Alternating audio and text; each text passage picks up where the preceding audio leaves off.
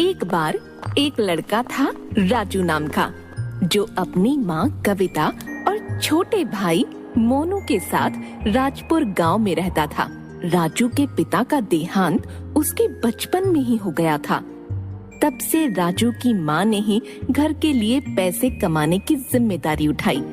कविता ने बहुत मेहनत की अपने बच्चों का पालन पोषण करने के लिए।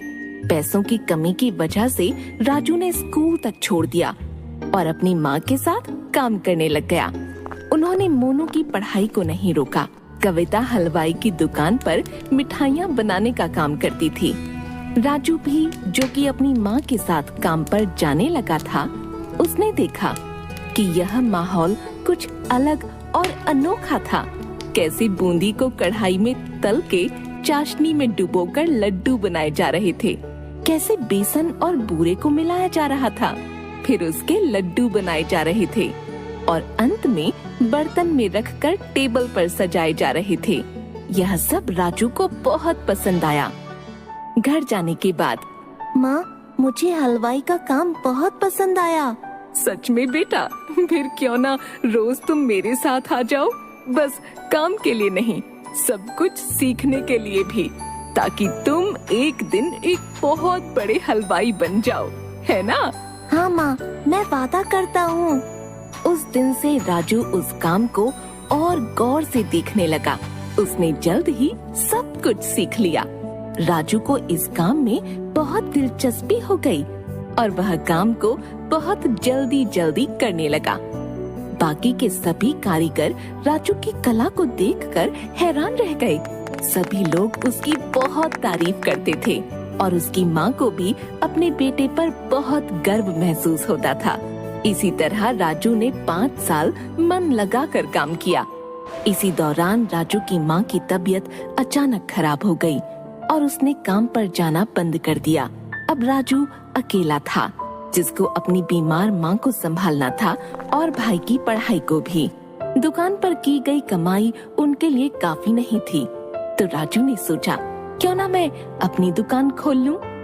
राजू माँ से बोला, कब तक मैं हलवाई की दुकान पर काम करूँगा? हमें अपनी समस्याओं को समाप्त करना है, तो मुझे लगता है कि हमें अपने खुद की हलवाई की दुकान खोलनी पड़ेगी। बच्चे, यह तो बहुत अच्छा विचार है, पर पैसों के बिना कोई भी काम शुरू कैसे करोगे? मेरे पास एक योजना है माँ। मैं रामलाल सेठ के पास काम कर रहा था। उन्होंने मेरा काम देखकर बोला कि वह मुझे जब भी पैसों की जरूरत हो तब वो मेरी मदद कर देंगे, और उनके कुछ लड्डू अधूरे रह गए हैं, तो मैं उनसे पैसे लेकर उनका काम खत्म कर दूंगा। तुम बहुत बुद्धिमान और कलाकार हो बेटा। जाओ और रामलाल साहब से बात कर लो, देखते हैं क्या होता है। राजू रामलाल सेठ के पास जाकर अपनी योजना के बारे में उनको बताता है। अरे बेटा, इतनी कम उम्र में तुम्हें बहुत कुछ सहना पड़ रहा है। मैं तुम्हारी मदद जरूर करूंगा, लेकिन ऐसे काम के लिए तुम्हें कम से कम 5 लोगों की जरूरत है। तुम कहाँ से लाओगे? सेठ जी, मैं कुछ लोगों को जानता हूँ, एकदम सही काम करते हैं और ईमानदारी से, वह भी कम पैसों में। आजकल ऐसे लोग कहाँ मिलेंगे राजू? मैं और मेरे दोस्त कई सालों से हलवाई का काम कर रहे हैं। साहब, हमें दिन भर काम करके भी यह लालची हलवाई हमें ठीक से पैसे नहीं देते। ऐसे बहुत सारे लोग ठोकर खा रहे हैं साहब जी।